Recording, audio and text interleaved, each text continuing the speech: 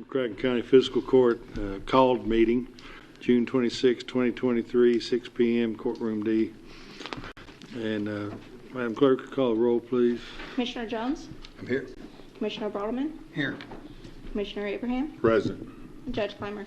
Here. Commissioner Bartleman, offer a prayer, please. Let us pray. Father, we thank you for the blessings of this day. We thank you for the opportunity we have to serve this. And just pray you be with us as we make decisions that will be best for all. Father, we pray for our first responders, for all those out there keeping us safe. Just pray you be with them and keep them safe as they perform their duties and go about the activities that they do. Father, we're so thankful for what you do for us. It's in Jesus' name we pray. Amen. Amen. All right, stand and join me in the pledge. I pledge allegiance To the flag of the United States of America and to the republic for which it stands, one nation, under God, indivisible, with liberty and justice for all. First up is consent agenda. It is ordered to approve the consent agenda for the June 26, 2023 McCracken County Fiscal Court. So moved. Any discussion? All in favor, aye. Aye. Opposed, no. That carries. It is ordered that the necessary cash transfers in the amount of $1,220,000 be made in order to pay county bills and payroll. Approved June 26, 2023. So moved. Second. Any discussion? All in favor, aye. Aye. Opposed, no. That Excuse carries. me, discussion. Oh, Yeah, I'm just kind of make sure this is the appropriate time to bring up the amendment to the sheriff's department regarding retroactive pay. Is this the time to do that right here? No, this is just to pay the county bills and payroll approved. Okay. But that we got it on as item 5. It was Item 5.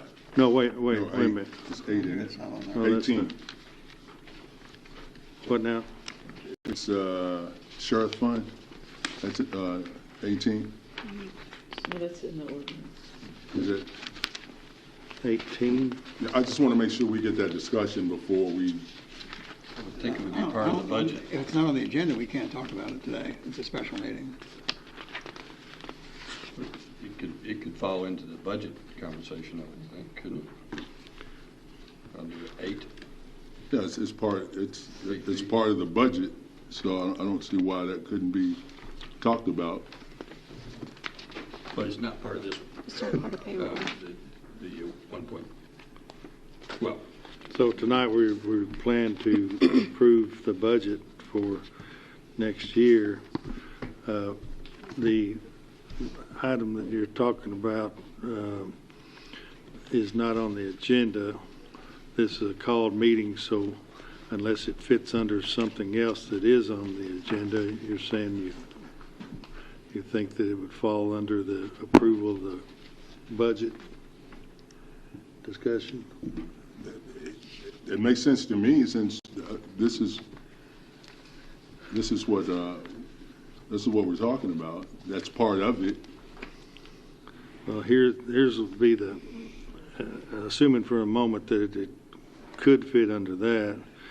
If we don't approve this budget tonight, then we've already sent it to Department of Local Government. This is the second reading of the budget. The budget doesn't get approved, and so people don't get paid next period.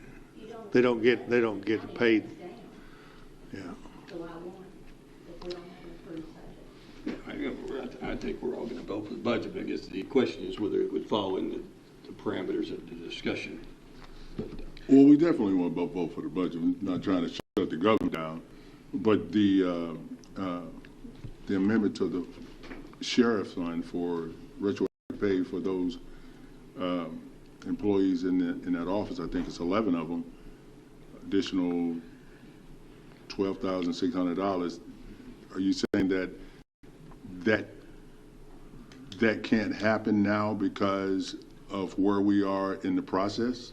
Well, I think that it probably can't happen tonight, where we can approve our budget, and then, in fact, I had our treasurer, deputy judge executive, and myself and others discussed all of that. You saw Right. some email that was sent out about that.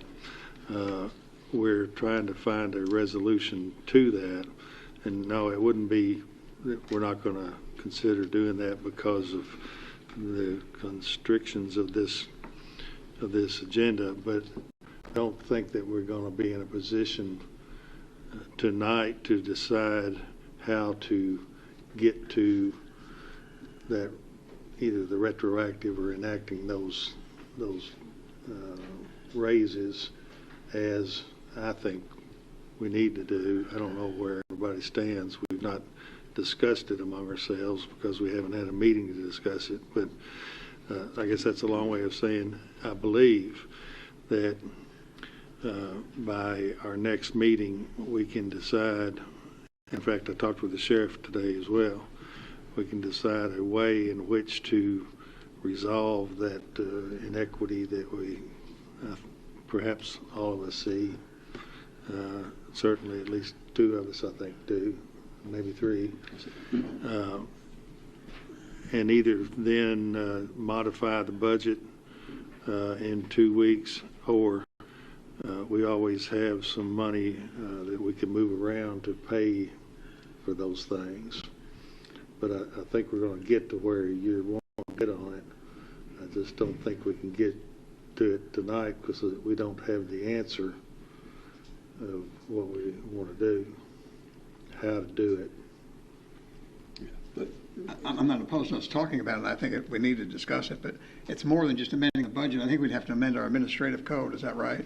And our pardon me. We have an ordinance. Right. We have to amend that ordinance also. Right. So it's more complicated than just amending the budget. So I just want to make sure I'm clear on what you're saying. So not this meeting, possibly our next meeting. Yeah, I'll put it on for the next meeting. Yeah. For 2 weeks. for discussion, or Well, to, if we've got a method figured out to get where we want to be, yeah, to get it done. okay, so I just want to make sure that everybody understands. My conversation is that it's not, like you said, Commissioner Alderman, I guess it's not just one department. It would have to be have to be countywide as far as our employees, and I think that's great. I think it should be. So whatever the conversation we need to have to make sure that that's happening for our employees, the sooner we do that legally, obviously, the better. So I just want to make sure that I'm understanding that, okay, we can't do it. We can't do it because this was a call meeting and there's constraints there. Next meeting, we get into it. That's what I'm hearing. Yeah. Okay. Yeah. Again, we have to change the ordinance also. Well, we can do that. Yeah. We can, yeah, but we can't do that this meeting. Understood. Okay. Let me see, where were we now? Need a I think vote on it. we got to vote on Need a vote. transfers. Yeah, let's. The 783 transfer, is that where we are? The $1.2 million transfers. I don't think we voted on that, have we? We need to vote. All right, all in favor, aye. Aye. Opposed, no. That carries. Accounts payable, It is ordered to approve the voucher claims register from June 12, 2023 to June 26, 2023 to show county bills in the amount of $783,248.72 were paid. So moved. Second. any discussion? All in favor, aye. Aye. Opposed, no. That carries. All right, on discussion, we've got Bruce Wilcox here, GPED, to give his quarterly report. Oh, Bruce. Good evening, everyone, Judge, Commissioners, Deputy Judge, Executive Doolittle. Thank you once again for the opportunity to come and speak to you this evening.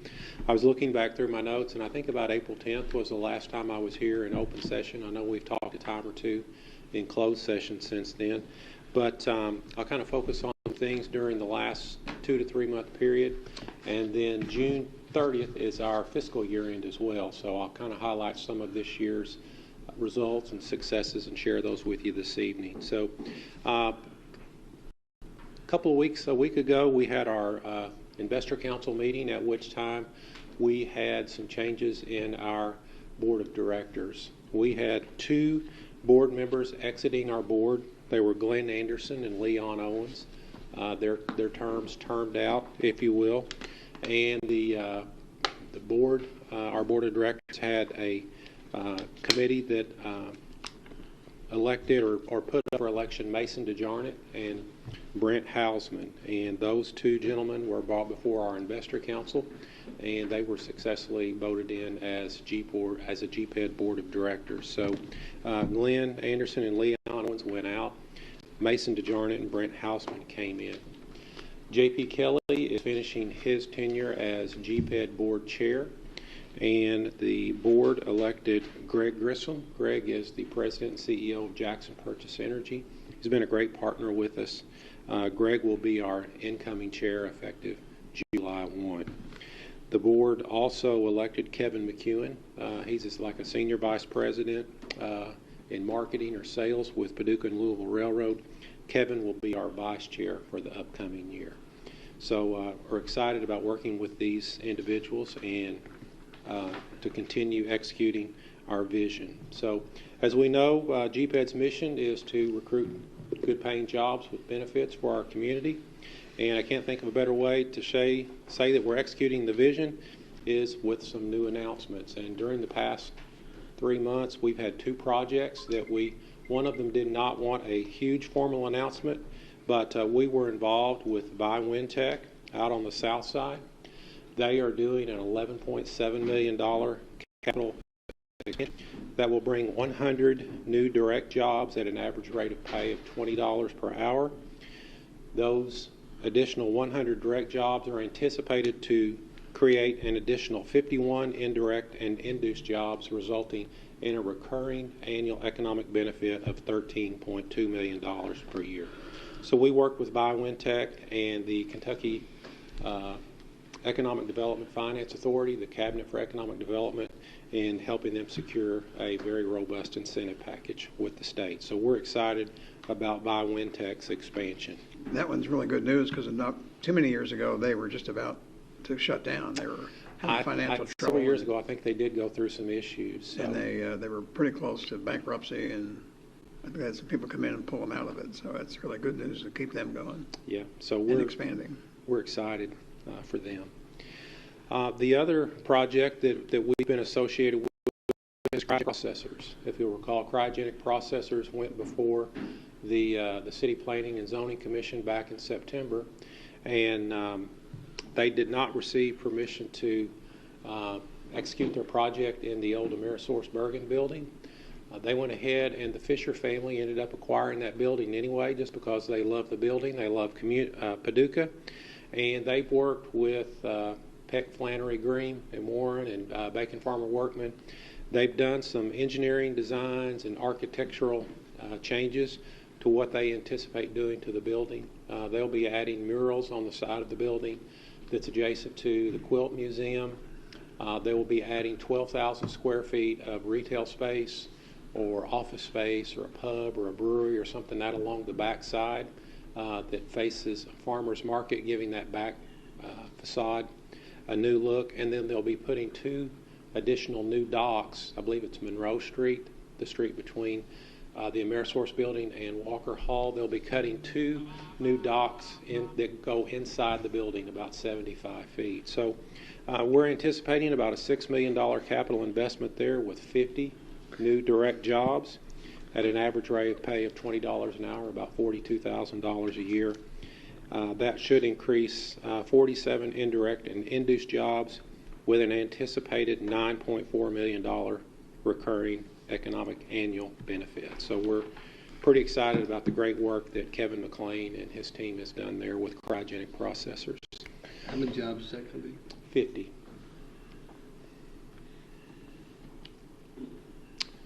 We went with them before planning and zoning a couple of times, and they had an open house for the community for giving local residents an opportunity to come down and voice any concerns or things brought forth. So I know at that meeting no one came forth with objections or anything. So we're excited to see what they're going to do. I think it fits better in the city's comprehensive plan and the walkability and everything down there. So should be some nice changes coming to the building. So I mentioned June 30th was the end of our fiscal year. So for the past 12 months, we had 4 announcements during 2023. If you can look back the last 3 or 4 years, we've consistently been getting about 3 or 4 announcements a year.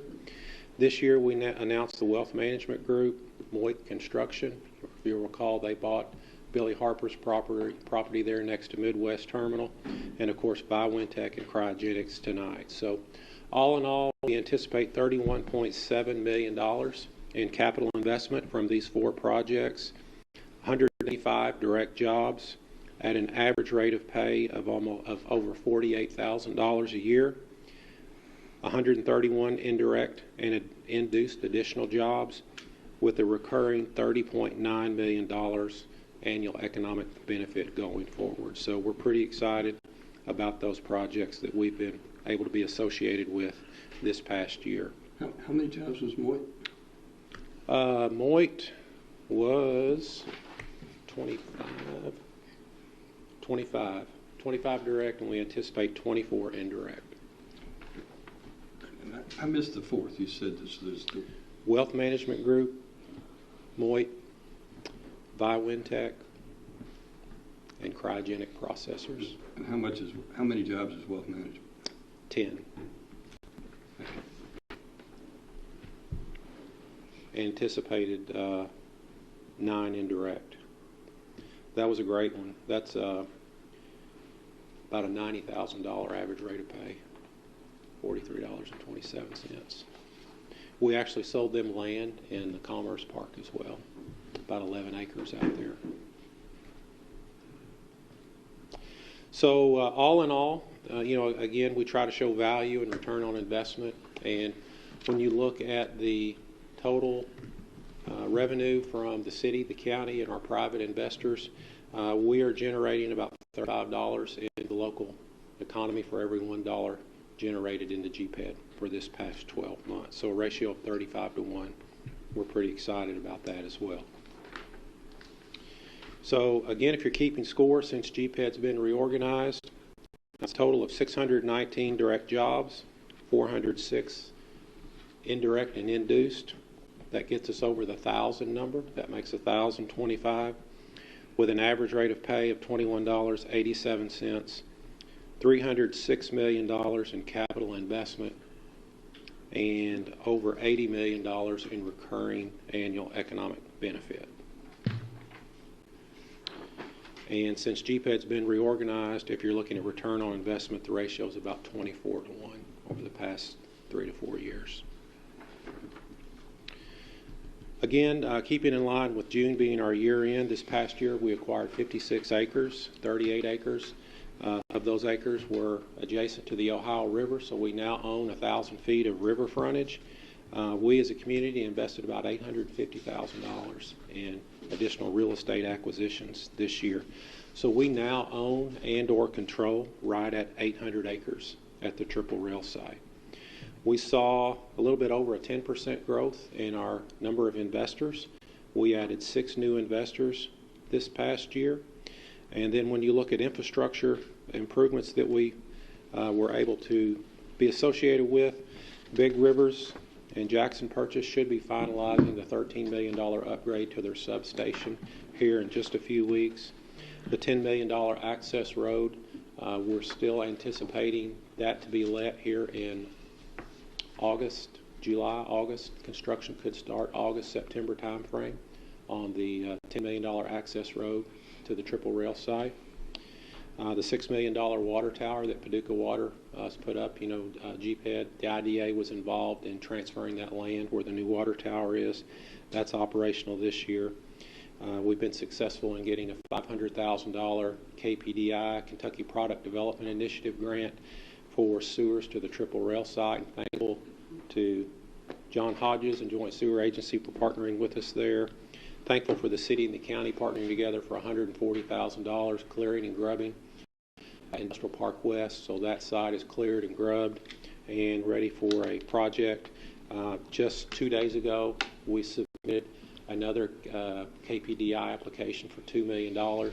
We'd like to construct a spec building on the 25-acre parcel there at Industrial Park West. And then we are also successful and appreciative of the county planning and zoning. We had got an additional 350 acres zoned heavy industrial out at the Triple Rail site. So all of our acreage at the Triple Rail site now that we own and or control is properly zoned as heavy industrial. We've been busy getting the word out. If you recall, last year in July, we hired Jim Moore. Jim is our Director of Business Development. Jim's been doing a wonderful job. He's had recruiting trips up to the upper Northeast in New Jersey, the New York area. He's been to Toronto, Canada, Vancouver, Canada. As a matter of fact, from one of his site visits to Canada, we're anticipating them to come here to Paducah in about 2 weeks, 2 to 3 weeks. They are associated with the automotive industry, but that site visit will be a direct result of one of Jim's recruiting trips up to Canada. We've also attended a number of site selector forums in Atlanta, Detroit, San Antonio, Kentucky United, and Select USA in Maryland. We've engaged a lead generation service, FDI lead generation service. We've been involved in regional collaboration with Kentucky Cornerstone. If you recall, that's a collaboration of the far western Kentucky counties to try to attract some of this automotive and EV business as overflow from the Stanton, Tennessee Blue Oval project. And then, of course, we've been involved with different panels. Just last week, I was on a KLC panel over in Lexington with the Kentucky League of Cities, and then also on one with KET. And then we've had a substantial amount of increased engagement with the Kentucky Cabinet for Economic Development. So I really like where we are and where we're sitting and what we've been able to accomplish, and we anticipate keep the momentum rolling along. What was the date? When you say the GPED reorganization, what's the, just for folks that work? So I started September of 2019, so it was probably early 2019. Okay. So 619 jobs since 2019. Yeah, since I've been here. Actually, we're since 2020. 2020. Mm-hmm. Let me say that.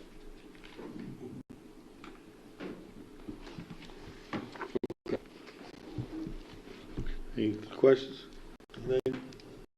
All right, Bruce, appreciate it. Good job. All right. Yeah, I just think GPED, the mission, I mean, you guys have evolved into exactly what I think the community hoped for. Thank you.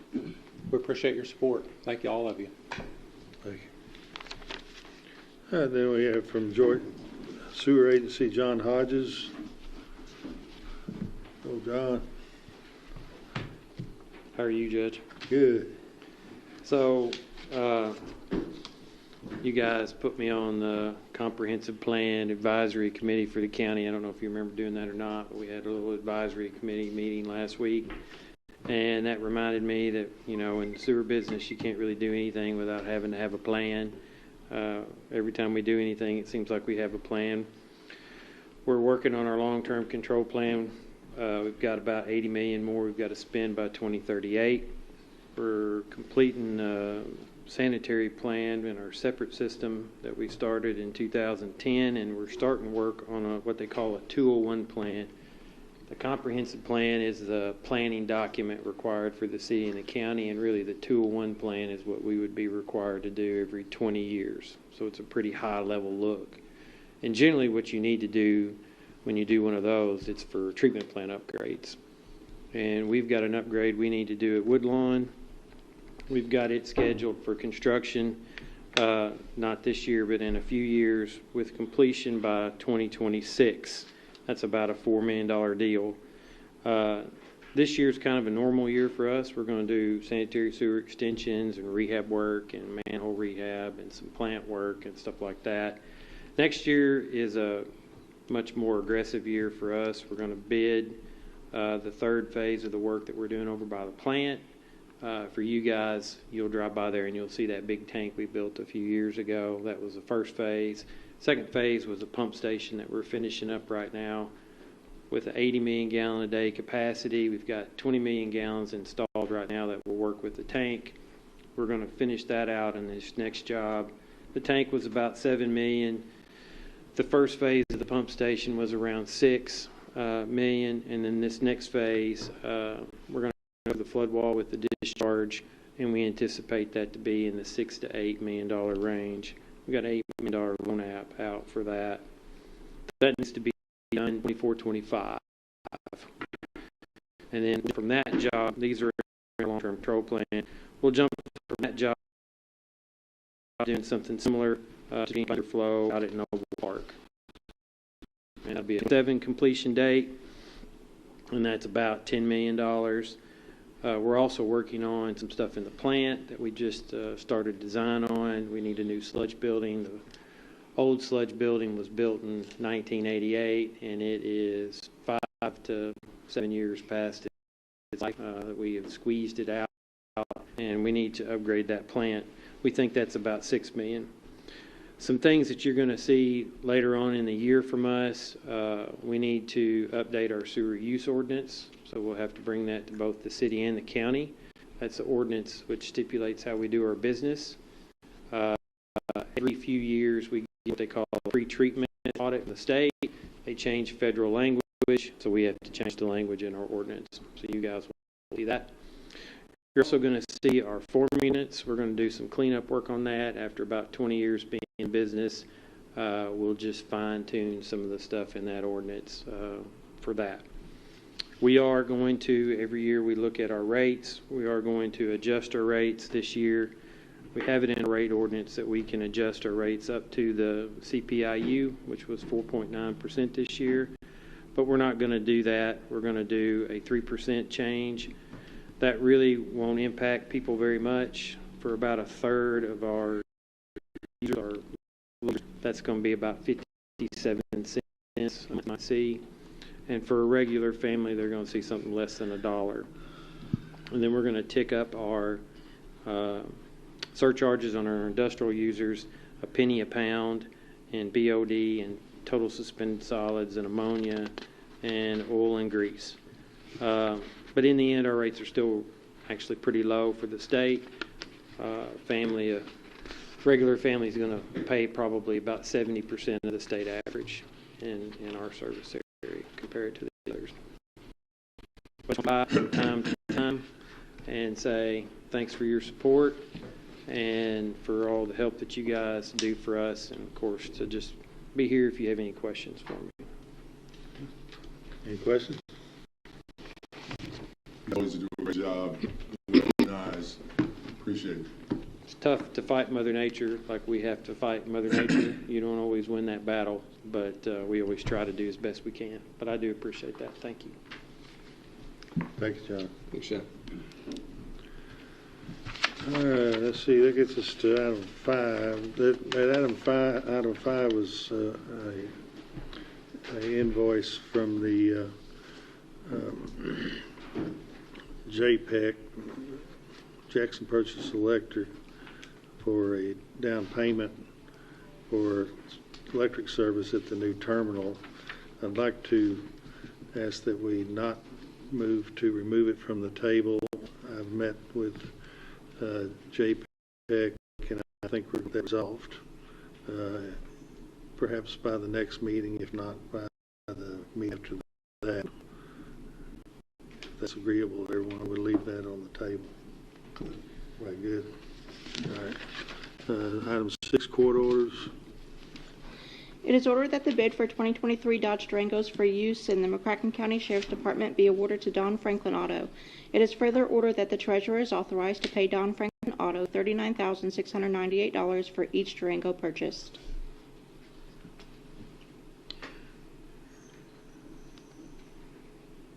So moved. Second. Any discussion? How many are we purchasing? Six. Anything else? All in favor, aye. Aye. Opposed, no. That carries. It is Oh, ordered. let me just add just for, this Don Franklin Auto, I think they have several locations, Louisville, Lexington, maybe, but they're not local. The reason, we do like to try to buy local when we can. It happens that Don Franklin has these cars sitting on their lot. If we went anywhere else, they're not. They have to order them, and we know from experience that can be 6 months or longer to get the vehicles. So that's why we need to go outside of local. All right, go ahead. Excuse me. It is ordered that the bid for specified equipment and/or services for Dodge Durangos be awarded to Rapid Response. It is further ordered that the treasurer is authorized to pay Rapid Response $14,000 for each Durango completed. So moved. Second. Any discussion? So this is for the striping and Yeah, striping and installing equipment, bells and whistles and everything? cages. All right. And we've discussed this before, but it isn't economically feasible to use the old ones, right? It's not feasible to take them out of the old car. They do as much as they can. The ongoing problem, one of the expensive parts has to do with either our center console, they change the body a little bit, and then our centerpiece doesn't fit, or the cage doesn't fit anymore. So that's where we lose stuff to changes from the manufacturers. Anything else? All in favor, aye. Aye. Opposed, no. That carries. It is ordered that the members of the Board of Assessment Appeals and the county clerk be paid the amounts listed below for their services in hearing appeals and reviewing tax assessments for the year 2023. Don Arnold, $100. Alberta Davis, $100. Chris Hook, $100. Jamie Husky, McCracken County Clerk, $100. The Commonwealth of Kentucky will reimburse the county for 1/2 of its compensation. So moved. Second. Any discussion? All in favor, aye. All right. Opposed, no. That carries. E, It is hereby ordered to receive and file a resolution constituting the final report of the McCracken County Reapportionment Commission. The Reapportionment Commission met and conducted a public hearing on June 13, 2023 at 1 p.m. in the courthouse. The resolution is taken under advisement. So moved. Second. so we got, Steve, you want to break out the maps and all on that? Do we want to read the second order that goes with this one first? That's the one that has the map. Oh, okay. All right, well, let's take, all in favor of E, Aye. All right. opposed, no. That carries. Now F. We read F, then we'll do that. Read F. Yes. E. It is hereby ordered that the fiscal court adopts the final report of the McCracken County Reapportionment Commission creating districts for the fiscal court, justice of the peace, and constables. It is further ordered that copies of the resolution and map be made part of the fiscal court records in the office of the clerk.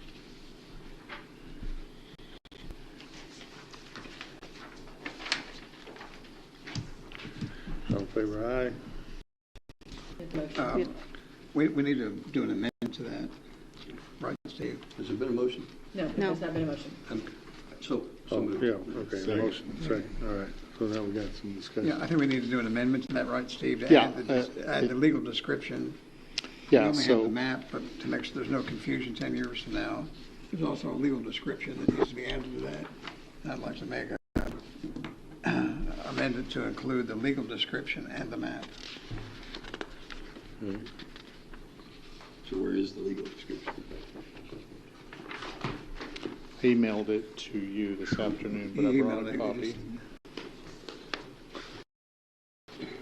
Might have been to the, oh, this is About here. 7 or 8 pages long. Went to your It was. Says you're still in 3, I'm still in 1, and he's still in 2. Yeah, that's it. So, I'll describe how this description would be Okay. ready for discussion. Well, Long copy. so we got a motion to amend to add this map. And the description and the map. I mean, yeah, the description. Well, we already had the map. Right. Yeah, this description. All in favor of the amendment? Aye. Need a second to, I'll second the motion. Okay. All in favor, aye. Aye. Opposed, no. That carries. We've got it amended now to include the description. Got some discussion on it as a whole. You want to study that? Here, Richard. Okay, so this is, I'll listen intently. this is a once every 10-year exercise. It's usually taking place on the first year following the decennial census. Due to COVID and some decisions by the legislature got delayed. And so finally we're doing it in 23. And so it will come up again in some years. So the statute is very specific as to how this has to be done. You have, Fiscal Court had to appoint a reapportionment commission. You did that was President Husky, myself, and Steve Irvin. The districts have to be continuous, compact, and the populations of each district has to be within 5% of all the districts. And then philosophically, well, our recommendation to you was not to make big changes. What changes are made from the last one is sort of complicated to get into because 13 years ago, the Fiscal Court didn't do a map. They provided a description, not a meets and bounds description as Eddie is looking at, and not a map that Commissioner Bartleman is looking at, but they described how they would have changed the map from the year 2000 and moved using language, moved this precinct to this district, etc. So for years, all we had in the clerk's office was literally a hand-drawn map. So we'll codify the map. I brought an original exhibit that I'm going to ask if you accept this plan. Ask the judge and the clerk to sign, and we'll put it in the Fiscal Court record.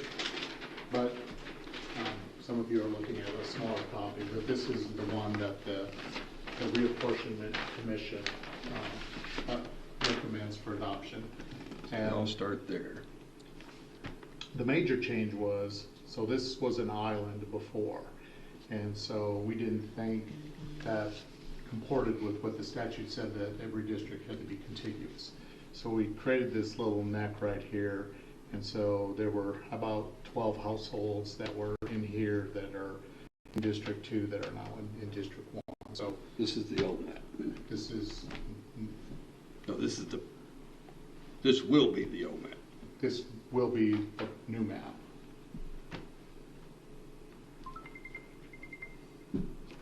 So they made this connected to the island. The old map had this as the island.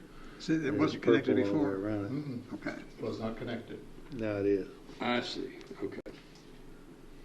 It was hard to interpret. We thought perhaps they connected it using I-24, but since they didn't provide a map, we weren't really sure. So instead of using just highway right-of-way, we actually used a little land to make District 1 completely contiguous. And why not just throw that into here? Well, it has a little bit to do with population, it has a little bit to do with Hendry Reed.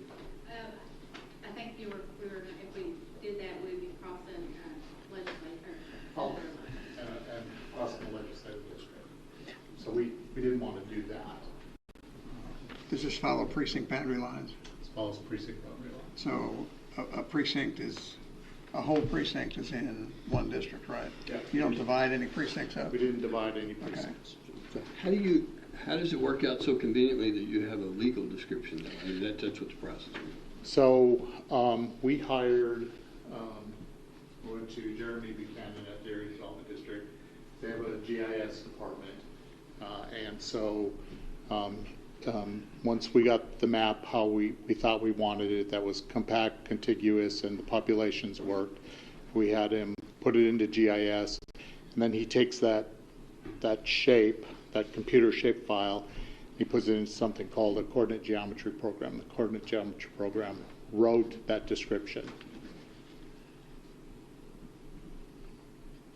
You're circling things on it. Is this your original? No. Okay, good.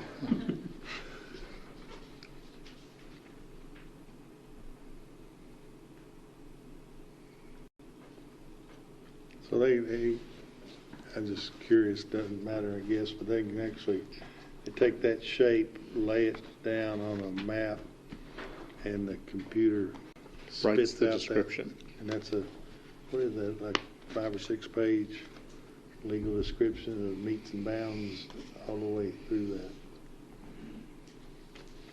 Would it help to include a list of precincts in with this? No. Don't believe so.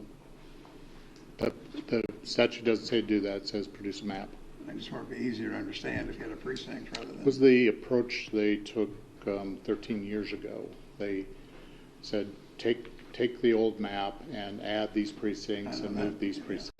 And the problem with that, I think, can be we've manipulated precincts between the 10-year cycles.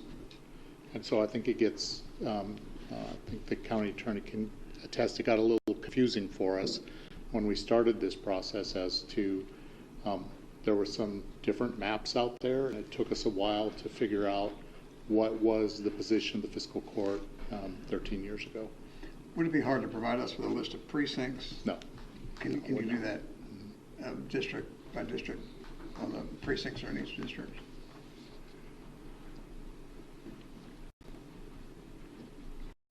You have, clerk, I'm going to say they have 60 days to do this. You can throw it out if you want and do your own. I wouldn't dare touch it.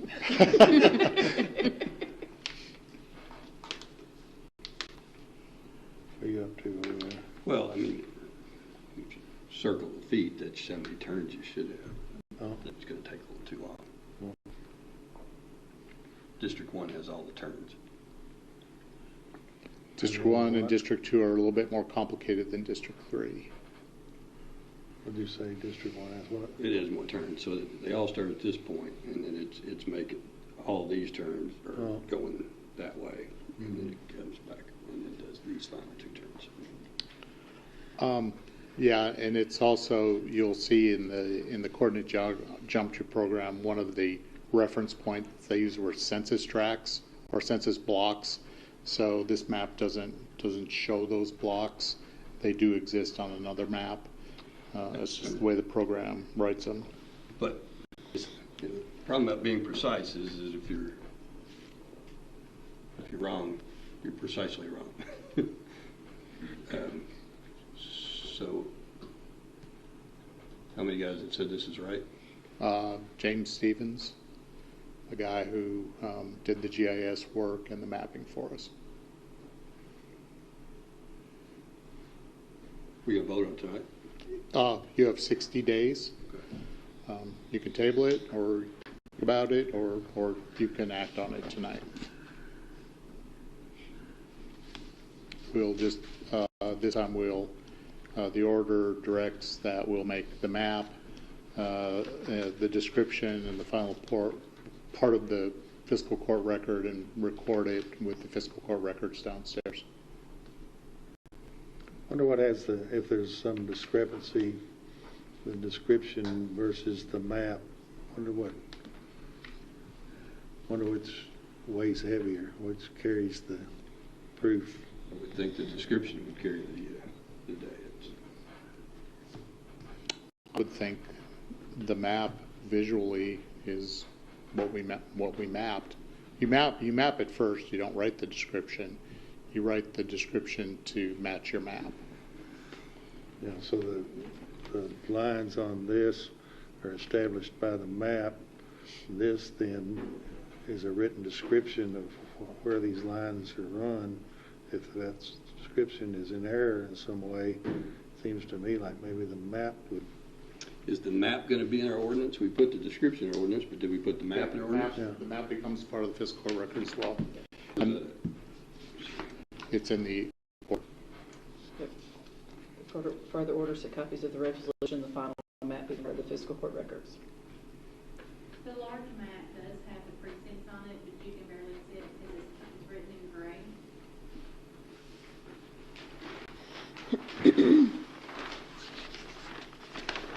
Yeah.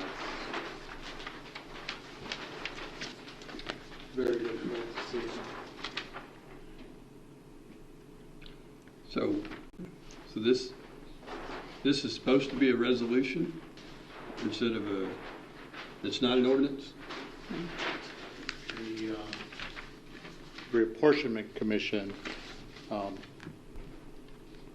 called their final report a resolution. The statute says they have to file a report with the Planning Commission or with the fiscal court. So we're adopting their commission through a resolution. This is not an ordinance. It's not a two-vote gig. It is not. No ordinance required, just fiscal court approval. So that's no publication. Right. Let me ask a technical question. In the resolution, they don't describe the districts. Is that a problem? And then there's no reference in the resolution to the map or the description or anything. It just says that they approve the. I mean, could that be an issue at some point? No, because you're adopting the map. Okay. Yeah, I guess.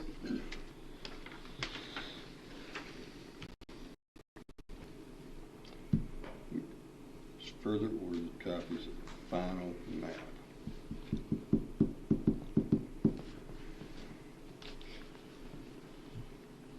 That will be this one.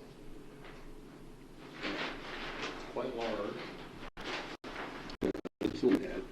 So it will no longer say, when it's final, it will no longer say Paducah proposed boundary. It will say that. Okay.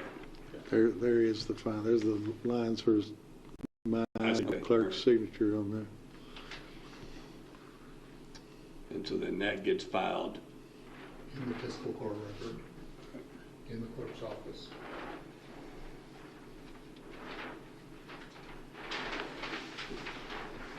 What do you think? Need more time to work through it, or you want to approve it tonight?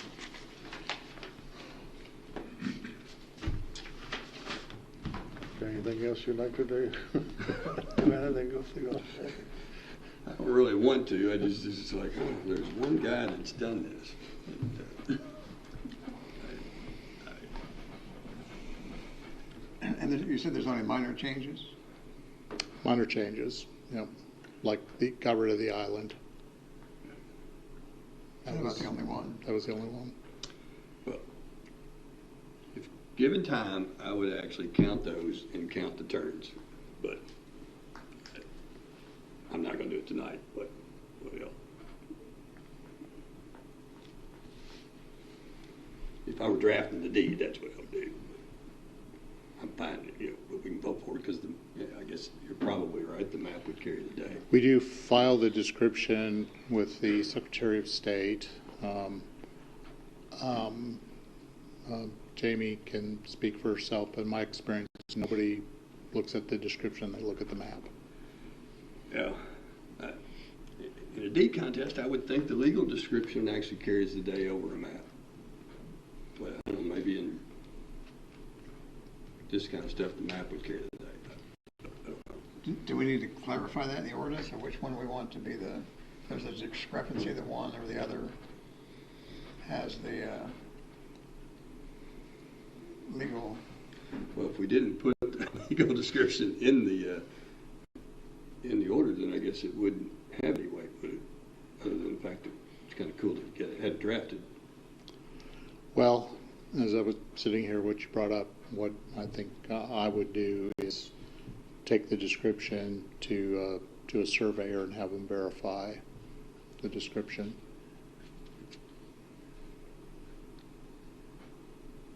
I would think that would be expensive to do that. I mean, you're talking about if you're counting angles or counting turns, but each turn has a distance and a compass setting. So you might have the same number of turns, but they might be off 5 foot or a degree. There's no doubt about it. I'm not going to do the compass. I'm just going to, I would count the turns and then rely upon the guy. Yeah. I don't know if the map has enough resolution in certain places to even see all the turns. Maybe not. It kind of. Because it's not flat. When you zoom in on some of these areas, there could be some. I think looking at that map, you'd have to look at the GIS version to match it up with the turns. I'm just remembering, you know, as a guy who was going to run for county commissioner, trying to figure out, well, where do I live? You know, and you know, it wasn't an easy answer to know which district I lived in. No, it was not. And in fact, when I first thought I would run for office, I thought I lived in the 2nd district. Turns out I lived in the 3rd. There was no map. And how disappointing it would be for someone to actually go through all the effort of an election only to find out, oh, I don't live where I thought I lived on that map, because the map had an error. So I guess it wouldn't be there. So to fix part of that issue is our plan is, so on our MapGIS site we have precinct maps, but we've never had a district map up. So that's one of the things we would do is put it out on the MapGIS website of what the commission did. I completely agree with you. There were probably no fewer than a handful of people in this building that could tell you where the districts were with any competence.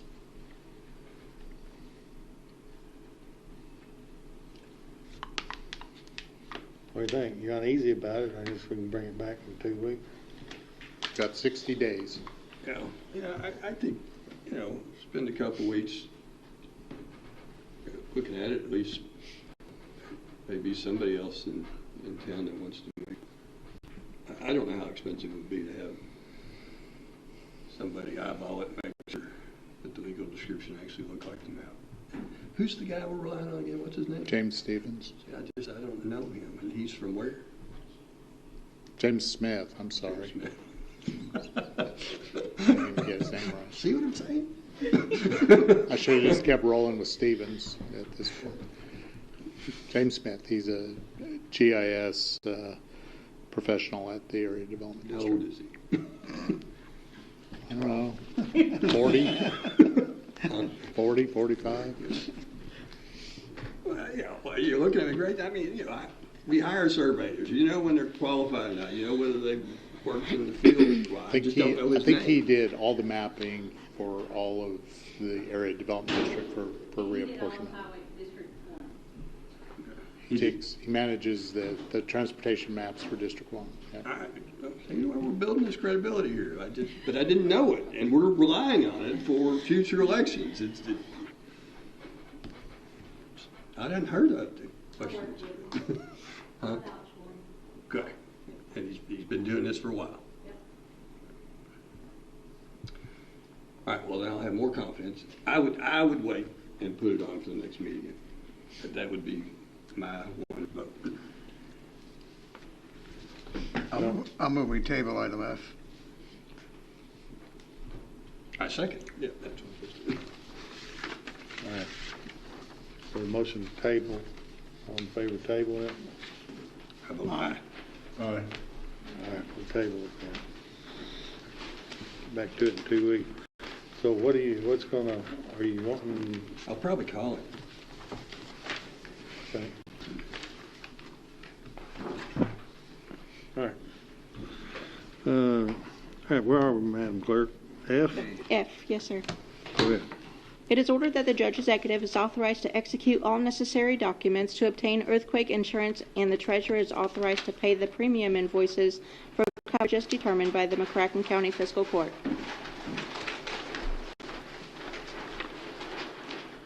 And I didn't.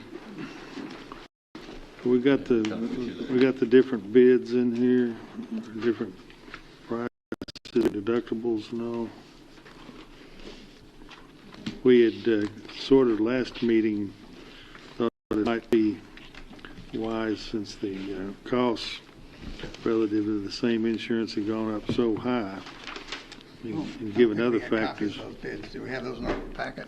And given other factors, that we decided not to.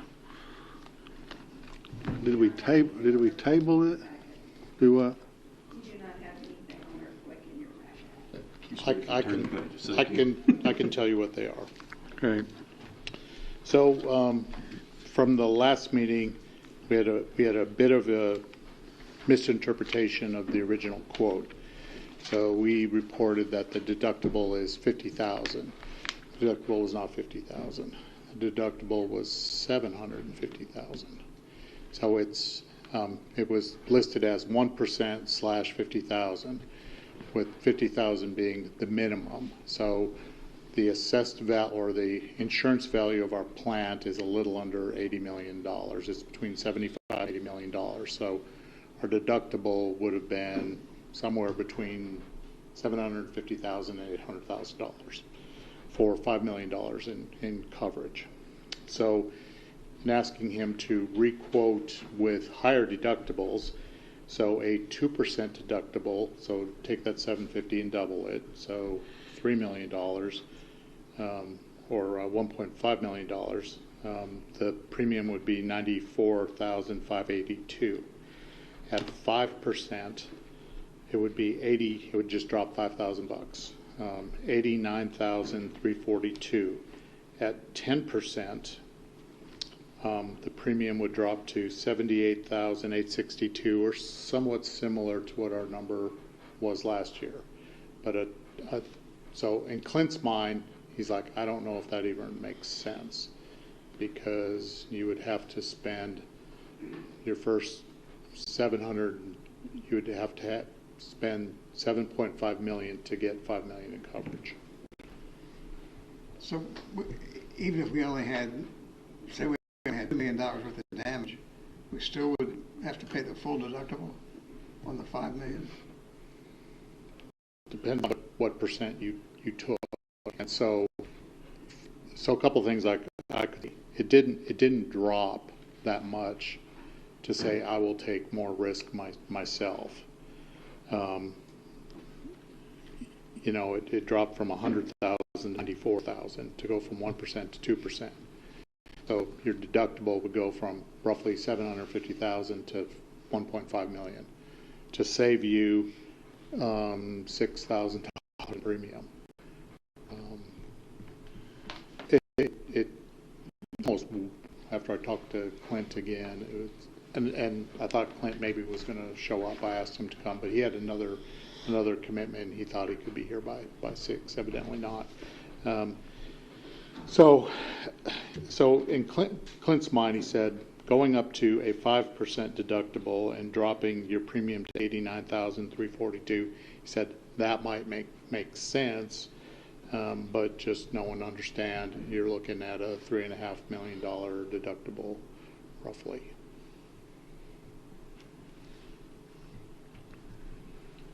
So what do you think we ought to do? What? What do you think we ought to do?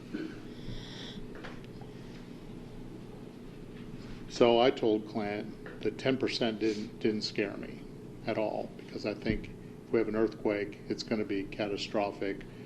There's insurance. Oh, there's another good point Clint brought up that you have to factor into this. So while we don't have direct KCO earthquake insurance, KCO will cover in the pool $100 million in damage, shared among 22 counties in western Kentucky. So That's the sharing pool that we're in. So About 4 million. no, it goes where the damage is. Okay. So some counties might have a little damage, some counties might have a lot of damage. You don't know.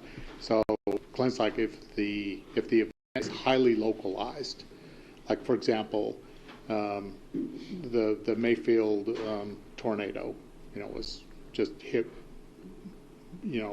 basically 2 towns, and so the pool wasn't threatened by that, and the pool wouldn't be threatened similarly if an earthquake just hit Paducah. Gotcha. We would have access to that $100 million, up to $100 million. Well, our value, the insurance value of our plant is right at just a little under $80 million right now. So as long as nobody else got destroyed. As long as nobody else, then you're Is that you're per okay. year? That's constant. Well, if that Per occurrence? Per that occurrence. pool's hit pretty hard, though, there wouldn't be anything left with it. The only thing it would hurt is if the earthquake was widespread and across 22 counties you had hundreds of millions of dollars in damage, then McCracken's looking at pennies on the dollar from the pool, and whatever little paltry $5 million coverage you had from this. They possess that pool? Yes. They don't. You're on the insurance committee, aren't you? Yeah, I don't know. You're not? Insurance. Okay. It's a big pool. Well, what about the FEMA issue? That's a big stop loss Yeah. policy they have. What about the FEMA issue? If we have an earthquake, it may take us a while to collect, but FEMA would cover more than likely. We can't guarantee it, but historically they cover government damage. I believe so too. We're not getting a whole lot for the coverage. So what do you recommend? I would do at least 5, if not 10%. You would do it?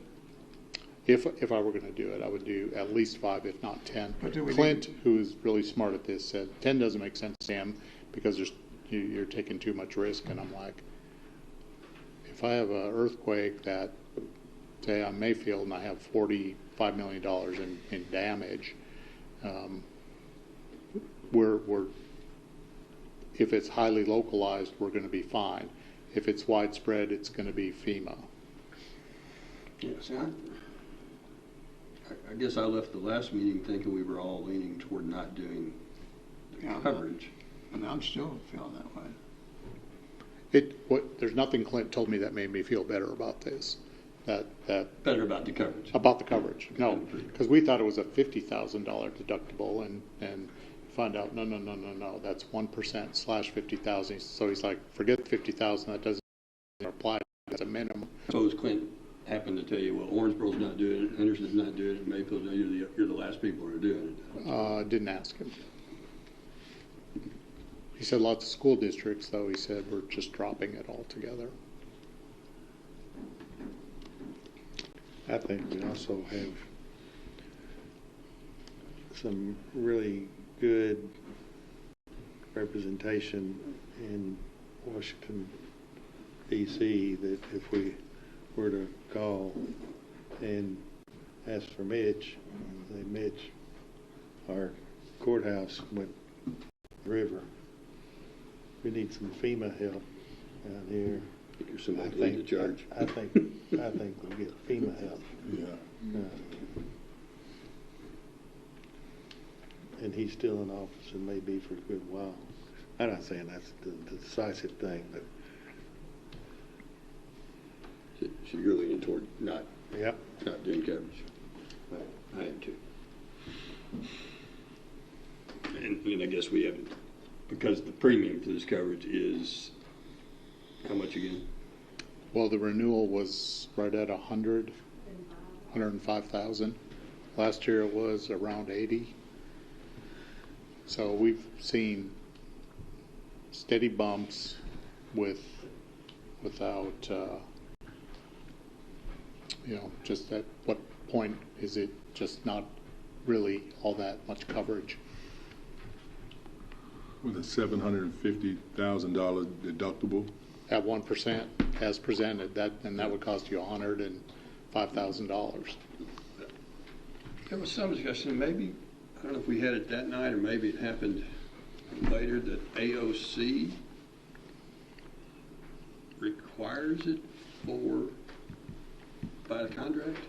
We couldn't confirm that in our documents. I did hear that from somewhere. You Yeah, heard there's that some at discussion. conference from Clint. Yeah, I think we heard that. So we sign a clause that says, what's the one you pointed out? About the interest proceeds. About whether- Oh, yeah. Yeah, so this doesn't help at all. So Pam might have to remind me exactly how this goes, but we sign annually with AOC that we have insurance and that we have to use the insurance proceeds to first pay off whatever debt we have remaining on the building, and then we split with AOC what's left of the cash. So say we had $10 million in coverage and we owed $1 million, and they're just a little under 50% of this building. They get $4.5 million in cash, and we do whatever we needed to do with the last $4.5 million. I don't know how in the world that works or how that makes sense to anybody but the state. So that document exists. So a document exists on how it would be split, but that document doesn't require us to buy it. It doesn't require us to have earthquake insurance.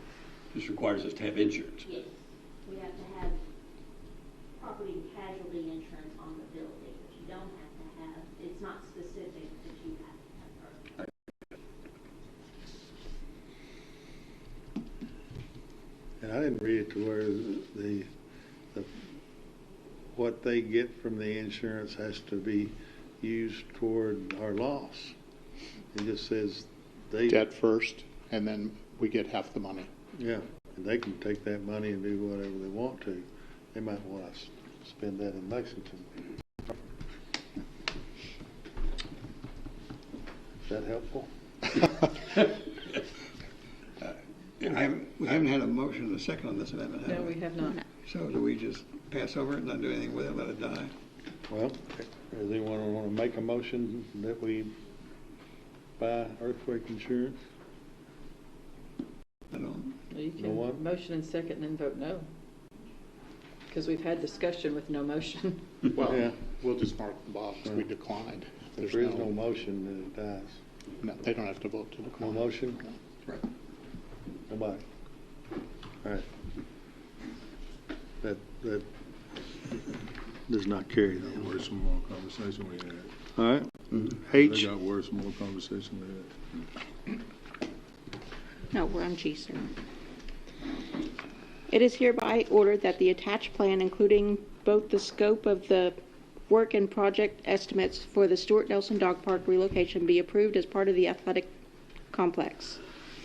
The fiscal court's consent is required by Section 1.5A of the Interlocal Cooperation Agreement for the development of Paducah McCracken County Athletic Complex.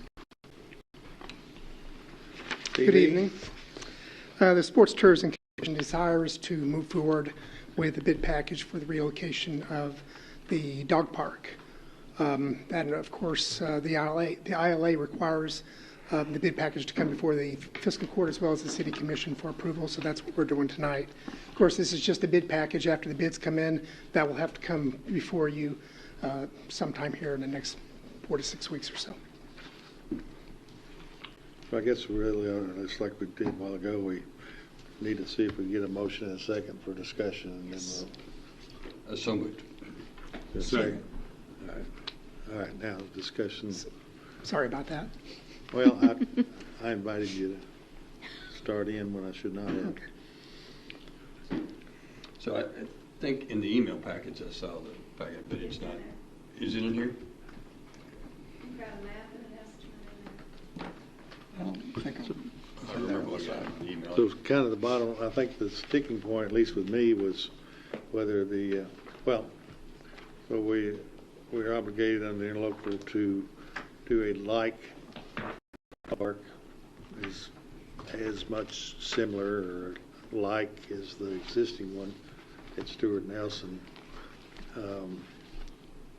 My concern was that perhaps the city would want us to pay for new road or road improvements, and they are not asking for that. I did see a trail. The trail is existing. Okay. That's the existing nature trail, I believe.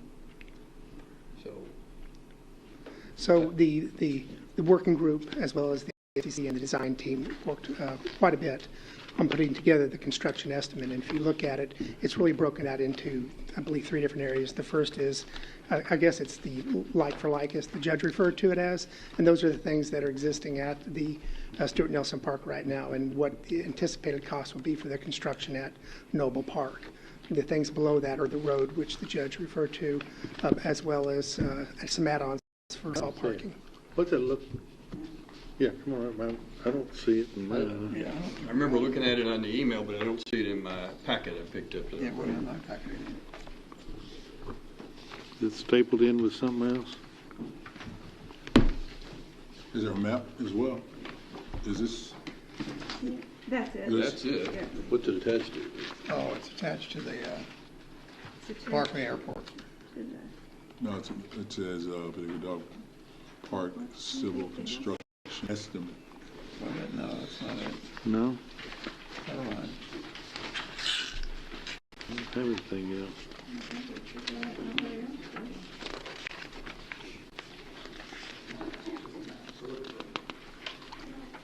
Here you go. Looks There. like this. Oh, where about was it? Right, I see it. Way back in the back? Dina is correct. I put them in order Okay. of what's on the agenda. Oh, You will notice that the first box at the bottom of it, total for work approved in the ILA, that's a recommendation from the working group in STC. The things below that are the add-ons and road work. That was referenced. There it is.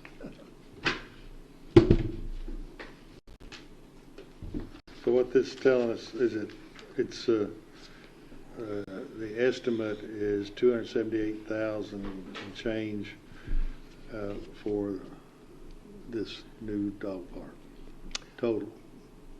Well, that's the portion that is like for like that the city and county would, This portion is what? where the city and the county, they're considered development costs paid for through the project. Everything below that is what the city would take on if they decide to. Yeah, well, I guess so. The sports, so it's the sports complex would be paying 278. Correct. And If then that's if the what the bids city come in. wanted more than the 278 price, what that buys, then those are the other things that are down here. Yes, the sports complex. Tourism Commission, I think. Well, no, it's the city and the county. It's between the city and the county. I thought the Sports Tourism Commission paid that. I don't. For the development Yeah. costs, and this is coming out of the first funds. So the Sports Tourism Commission funds are used for debt service. Okay. Not being debt service yet. So we're going to pay half of the 278? Correct. Okay, well, it's better.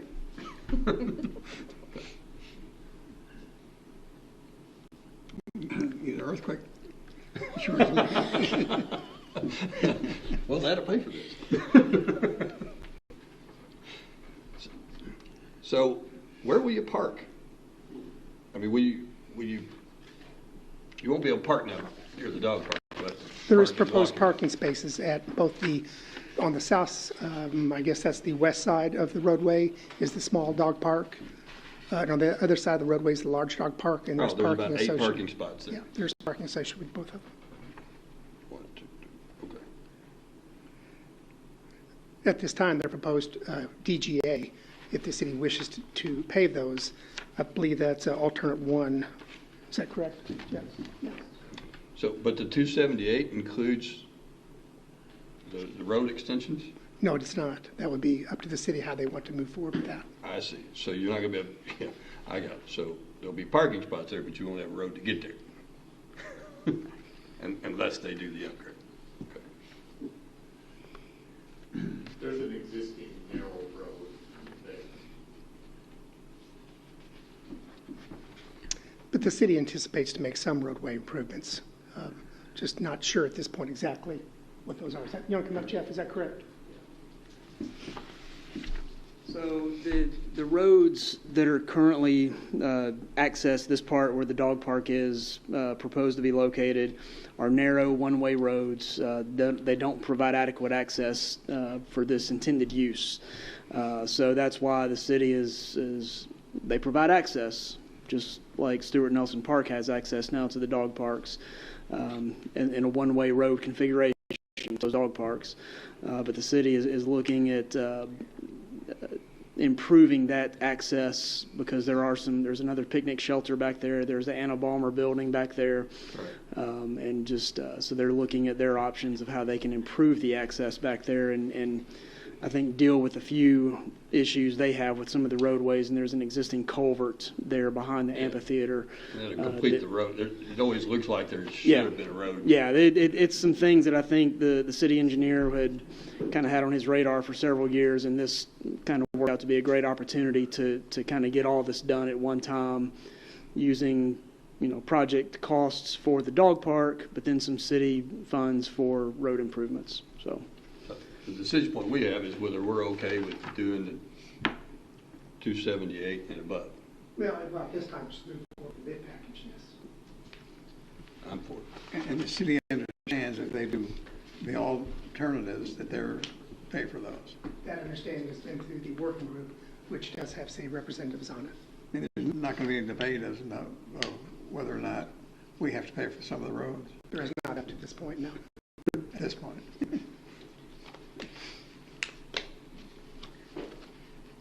Any other discussion? Let's see. You just have to vote on it, sir. All right. All in favor, aye? Aye. Opposed, no. That carries. All right. Thanks, Steve. It is ordered to pay the invoice dated May 24, 2023 to BFW for the sports complex in the amount of $16,650. This is pursuant to the interlocal cooperation agreement dated September 7, 2022 between the City of Paducah, Kentucky, the County of McCracken County, Kentucky, and the Sports Tourism Commission. As per the interlocal agreement, the City of Paducah pays half of the invoice to McCracken County. Further, the treasurer is authorized to transfer $8,325 from the general fund to the Sports Complex Project Fund. So moved. Second. Any discussion? All in favor, aye? Aye. Opposed, no. That carries. It is ordered that $1,275 be paid to Kentucky State Treasurer to return the unspent waste tire grant funds received for fiscal year 2023. So move. Second. Any discussion? All in favor, aye? Aye. Opposed, no. That carries. It is ordered that the treasurer is authorized to pay the Small Business Development Center $5,000 in support of the center's work with small businesses in our community. So move. Second. Any discussion? Who is the Small Business Development Center? That's the Harned, what's his first name? Aaron Harned. Aaron Harned. That's I sent y'all something after our last meeting, some details about what they do. And, see, it's under University of Kentucky. He goes about giving instruction to potential businesses on how to set up a business. This is the thing that I asked the chamber about where they're going to put something in. They're putting $5,000. The city put $5,000, trying to raise a total of $50,000. Is this a one-time in and it's, or is this going to be? They asked for $5,000 for each year. I put it in as $5,000 for 1 year. I'm trying to get other financial institutions to put in what's left. did we still believe that Ballard County was putting in 20,000 on this? That was the information we received.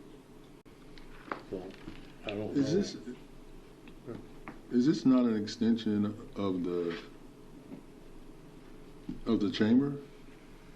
I mean, No, it's I mean, should it be? I mean, well, the chamber through Sandra Wilson, the CEO, I think, has been trying to help Harned, this program, recruit that money. Should it be? Well, certainly it's in line with what the chamber's mission is. didn't we Business have development. something like that once? Terry, what was that guy's name? What used to work?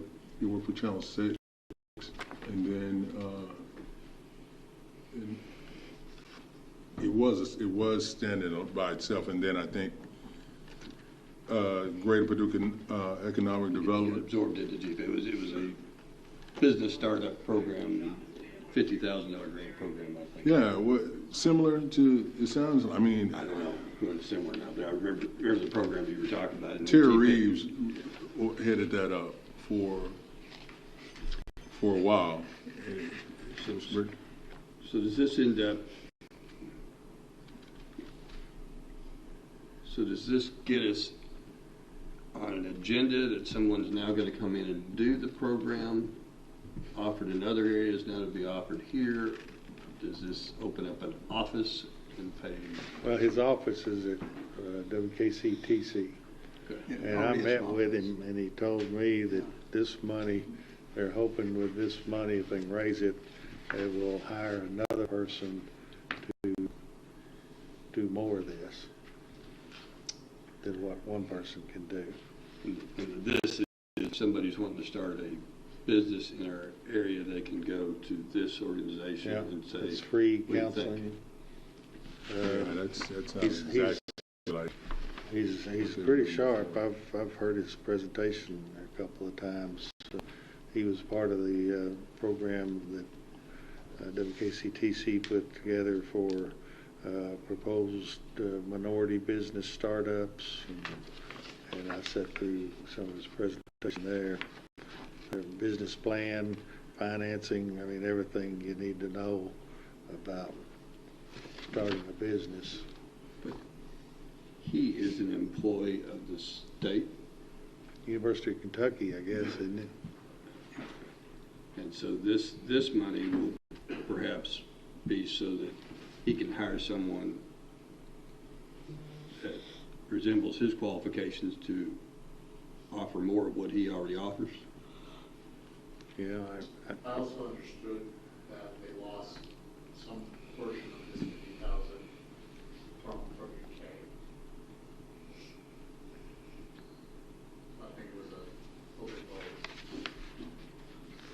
I guess really this money's going to go to the University of Kentucky, isn't it? Yeah. When we write the check, who will be the The kid? board has been paying Small Business Development Center. Yeah, so that's why my phone was making funny noises. I had to log into Google. So it's, they serve Ballard, Caldwell, Callaway, Carlisle, Creighton, Fulton, Graves, Hickman, Livingston, Lyon, Marshall, McCracken, and Trigg. Provides one-on-one business coaching at no cost to existing and potential entrepreneurs in Western Kentucky. And they do this through, Aaron does this through business planning, business coaching, business training, and how to access business resources. It's called the SBDC, Small Business Development Center. It sounds like what Sprocket does. What? It sounds like what Sprocket does, a little bit. Well, Sprocket is tech entrepreneur focused. This could be, you want to start a landscaping company, this is where you Yeah. would go. Yeah, you don't go to Sprocket for a landscaping company, right? How long has this been in existence, or? I don't remember. It's been a couple of years. I'm a couple of years ago. Yeah, you want to know, 619 jobs. Well, I mean, It's not a bad question. I mean, so, I mean, what have you done? Maybe that's,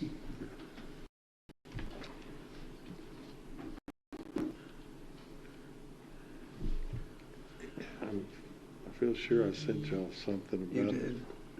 but I can't find what I sent now. I mean, for the price, it sounds like you're recommending.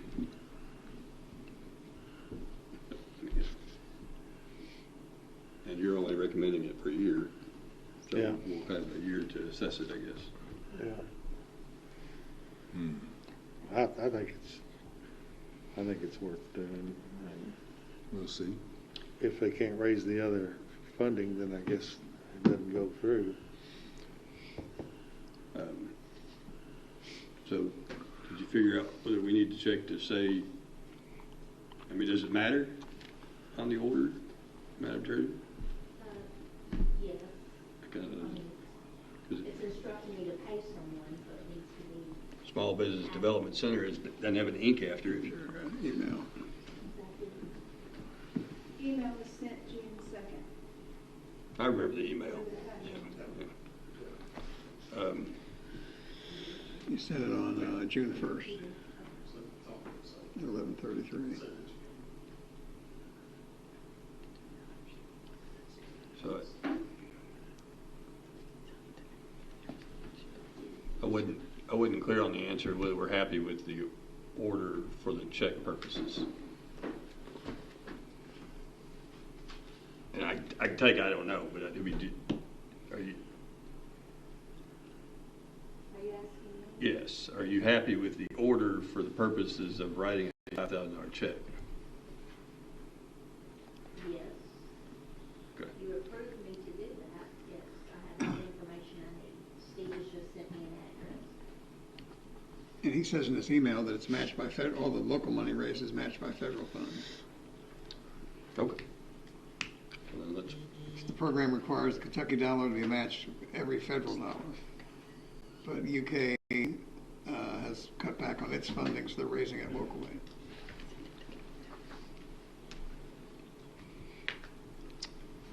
Well, I'm willing to support it for a year. If that's what you're asking us to do. Yeah. Yeah. See how it works. And it started during the pandemic.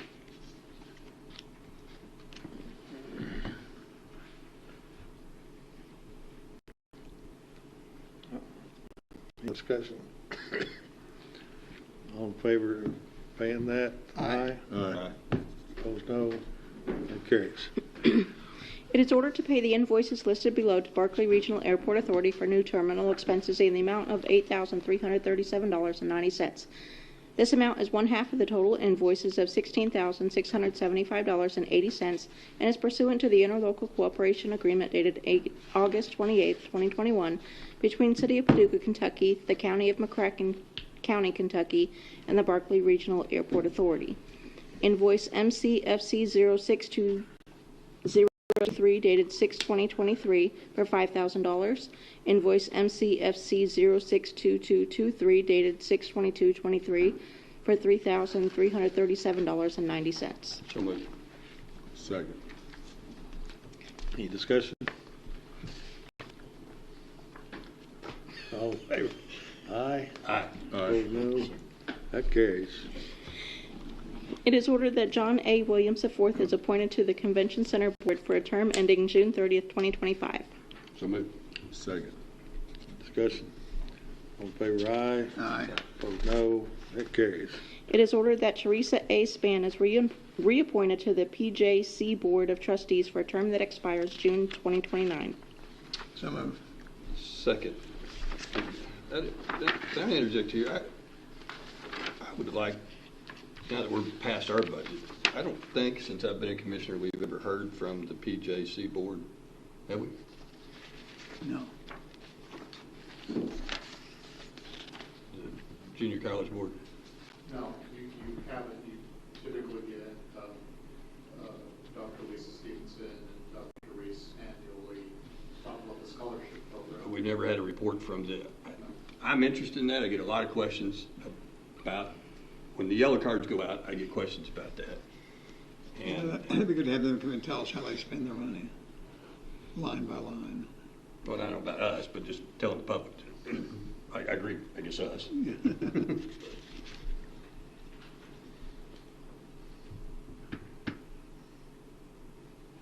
Well, I'll tell Dr. Reese we'd like to have somebody come by and get to know us. But I'm for Teresa Spain. Okay. All in favor, aye? Aye. Opposed, no. That carries. It is ordered that Ronnie Adams is reappointed to the Hendon Fire Board to a term that expires June 30th, 2026. So moved. Second. Any discussion? All in favor, aye? Aye. Opposed, no. That carries. It is hereby ordered that pursuant to KRS Chapter 67, the second reading and adoption of ordinance number 2023-11 shall be conducted in the summary format as follows. McCracken County, Kentucky, McCracken County Fiscal Court.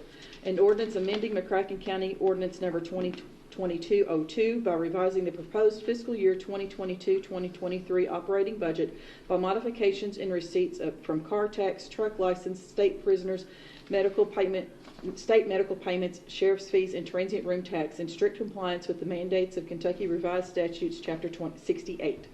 Summary. The present ordinance revising Ordinance 2022-02, McCracken County proposed fiscal year 2022-2023 operating budget pertaining to a modification in receipts from car tax, truck license, state prisoners, state medical payments, sheriff's fees, and transient room tax. Certification. It is hereby certified by the McCracken County Fiscal Court that the present summary represents an accurate official statement of the main points of and contents of Ordinance number 2023-11. Public inspection. Ordinance number 2023-11 shall be available for public inspection in its whole and in complete form in the McCracken County Judge Executive's office during ordinary business hours. So moved. Second. Any discussion? All in favor? Aye. Aye. Opposed, no. That carries. Pursuant to KRS Chapter 67, the second reading and adoption of ordinance number 2023-10 shall be conducted in summary format as follows. McCracken County, Kentucky, McCracken County Fiscal Court, ordinance number 2023-10, an ordinance setting and establishing the proposed fiscal year 2023-2024 operating budget for the funding of all McCracken County governmental operations prepared in strict compliance with the mandates of Kentucky Revised Statutes, Chapter 68. Summary. The action taken by the present ordinance is required by Kentucky Revised Statutes, Chapter 68, and is carried out in strict compliance with the same. After detailed investigation by the McCracken County Fiscal Court into each separate activity of the county and necessary funding requirements for the provision of the same, a proposed county budget is now prepared and submitted for approval of the Fiscal Court with expenditure allocated to budget units as classified below. General Fund, General Government, $5,944,750. Protection of Persons and Property, $1,301,522. General Health and Sanitation, $495,787. Social Services, $55,000. Recreation and Culture, $2,309,850. Not sure. Airports, $86,466. Bus services, none. General Services, $1,311,839. Contingent appropriations, $500,000. Fringe benefits, employee share, $1,950,730 for a total of $11,955,944. Road fund. It's 13,000. 13. It's 13 million. You said 11. Oops, I am very sorry. 13,955,944. Road fund. Roads, $3,730,627. Capital projects, $68,322. General services, $2,000. Fringe benefits, employee share, $725,235. Total, $4,526,184. Jail fund, protection to persons and property, $6,610,427. General services, $4,000. Fringe benefits, employer share, $2,591,847. Total, $9,206,274. Local Government Economic Assistance Fund. Social Services, $372,500. Contingent appropriations, $100,000. Total, $472,500. State grant Social Services, $552,546 for a total of $552,546. Federal Grant Funds, Social Services, $145,000 for a total of $145,000. Sports Complex Project, Recreation and Culture, $26,450,000 for a total of $26,450,000. Sheriff's Fund, General Government, $4,692,899. General Services, $2,000. Fringe Benefits Employer Share, $2,540,785 for a total of $7,235,684. Economic Assistance Fund, General Government, $400,000. Contingent Appropriations, $100,000. Total, $500,000. Juvenile Justice Fund, Protection to Persons and Property, $35,000. Contingent Appropriation, $10,000. Total, $45,000. Transit Room Distribution, Recreation and Culture, $3,641,698. Other county liabilities, $655,872. Contingent appropriations, $255,177 for a total of $4,552,747.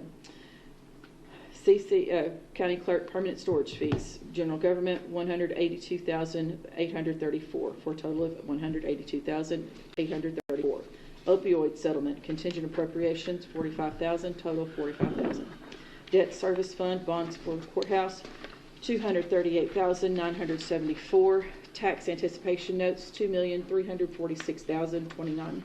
Other county, I was off on the line. Tax Anticipation Notes with none. Other county liabilities was $2,346,029. General Services, $1,250. Contingent appropriations, $1,740,448 for a total of $4,326,701 for a grand total of all funds $72,196,414.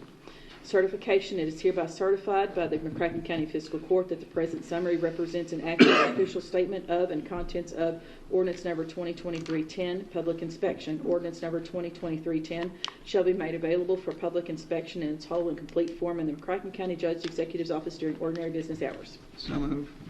Second. Any discussion? Got a good balanced budget. So, Department of Local Government loved it. Cool. But, I mean, they just give us a thumbs up. It's all they do, right? It meets the form and the content.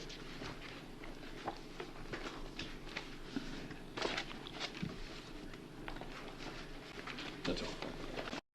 So we were able to, without cutting, we go back a few years ago, we had to cut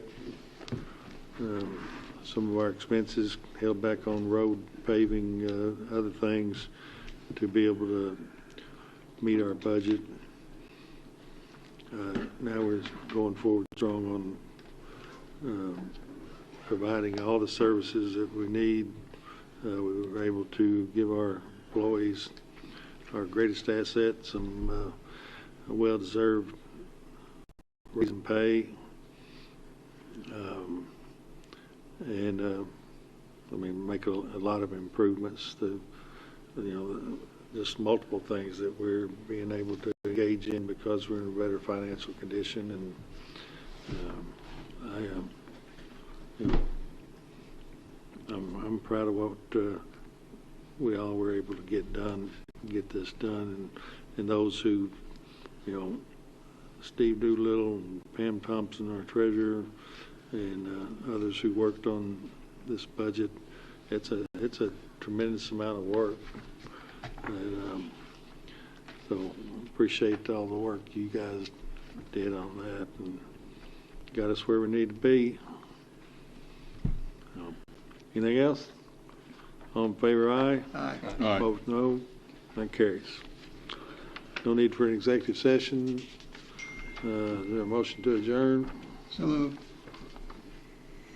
Second? All right. All in favor, aye. Opposed, no. All right, we're gone. Thank you.